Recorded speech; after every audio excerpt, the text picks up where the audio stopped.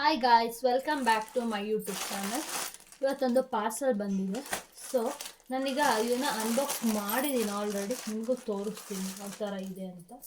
ನೋಡ್ತಾ ಇರ್ಬೋದು ನೋಡಿ, ಇದೇನು ಪೀಸ್ ನೋಡಿ, ಇಲ್ಲಿ ಕರ್ಚಿಪ್ ಸಮೇತ ಆಗೋದಿಲ್ಲ.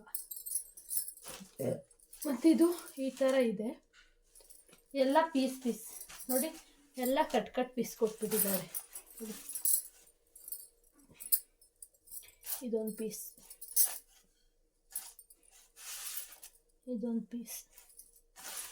ಮತ್ತೆ ನೋಡಿ ಇಲ್ಲೊಂದು ಪೀಸ್ ಇದೆ.